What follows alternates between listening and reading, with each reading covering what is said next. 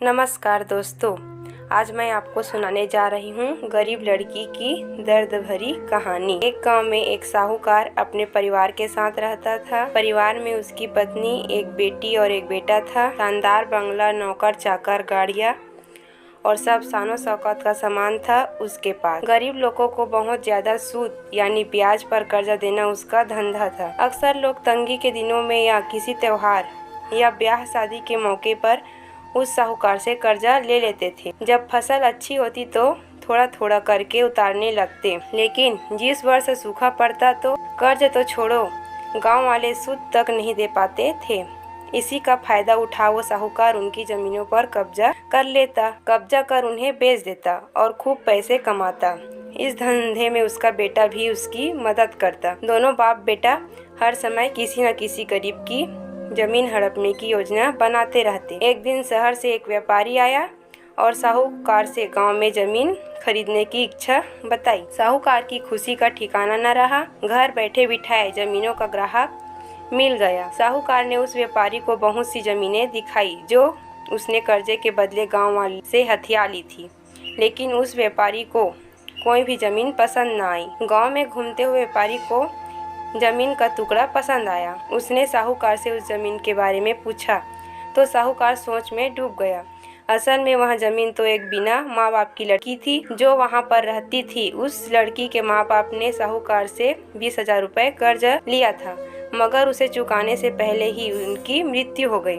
बेसहारा लड़की की हालत देख गांव की पंचायत ने साहूकार से उस जमीन पर कब्जा न करने को कहा। भला पंचायत की बात कैसे टाल सकता था साहूकार, मगर दिल में हमेशा उसी जमीन पर कब्जा करने की बात सोचता रहता था। आज व्यापारी की इच्छा सुन उसका लालच बाहर आ गया था और उसने जमीन पर कब्जे का मन बना लिया। कर्जे के सारे कागज ले वहाँ उस लड़की के घर पहुँचा और कर्जा वापस करने की बात कही। जब लड़की ने अपनी दुर्दशा बताते हुए और समय मांगा तो साहूकार ने कब्जा करने की धमकी दी। कब्जे की धमकी सुन वह लड़की पंचायत के मुखिया के पास गई और उसकी जमीन को बचाने की दुहाई लगाई। सारे गांव में यह बात आग की तरह फैल गई कि साहूकार उस बेसहारा लड़की की जमीन पर कब्जा करने वाला है। यह बात उड़ते उड़ते साहूकार की बेटी के कान में पड़ी। अपने माता पिता के लालच की बात सुन उसके मन में बहुत दुख हुआ। उसने अपने पिता से इस बारे में बात करने की कोशिश की, लेकिन साहूकार को तो सिर्फ बहुत बड़ा मुनाफा ही दिख रहा था। उसे बेसहारा लड़की की दुर्दशा या अपनी बेटी की निवेदन का कोई असर न हुआ और उसने उस जमीन पर कब्जे का ऐलान कर दिया। साहूकार की बेटी ने भी जीत पकड़ ली कि उस लड़की की जमीन पर कब्जा न होने देगी, पर अपनी एक न चलती देख उसके दिमाग में एक योजना सूझी। अगले दिन सुबह सुबह वह बेसहारा लड़की और उसके साथ 2 लोग साहूकार के घर पहुँचे और कर्ज की 5,000 किस्त दे दी। साथ में यह भी कहा कि 3-4 महीनों में कर्ज के बाकी रुपए भी उन्हें मिल जाएंगे। रुपया देने के बाद रसीद ले सब चले गए।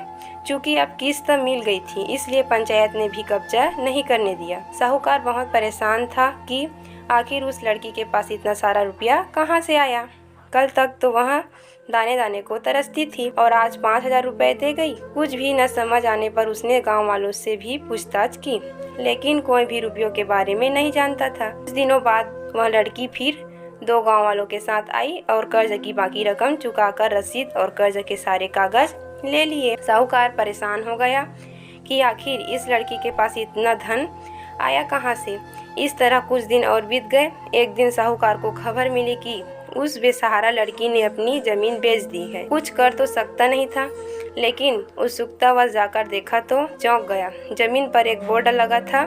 उस बोर्ड पर जमीन के मालिक का नाम देख साहूकार की मानो सांस रुक गई हो। मालिक के नाम के आगे लिखा था उसकी अपनी बेटी और उस लड़की का नाम। वह दौड़ा हुआ घर गया और बेटी से पूछा कि यह क्या तमाशा है। तब उसकी बेटी ने उसे बताया कि उस गरीब लड़की की मदद के लिए उसने अपने सारे गहने बेच डाले ताकि उसकी जमीन आपके कब्जे से बच सके, लेकिन जमीन आपसे छुड़ाते ही उस बेसहारा लड़की ने उदारता दिखाते हुए आधी जमीन मेरे नाम कर दी। बेटी ने उसे समझाया कि आप तो उस लड़की का आखिरी सहारा भी छीन रहे थे, मगर उस लड़की का बड़प्पन तो देखो, उसने जमीन छुड़ाते ही मेरे गहनों के बदले अपनी आधी जमीन मुझे दे दी।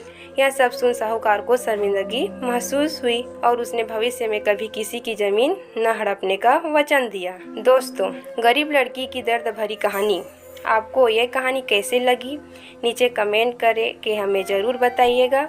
अगर आपको ये कहानी पसंद आई हो तो अपने दोस्तों के साथ शेयर ज़रूर करें। धन्यवाद।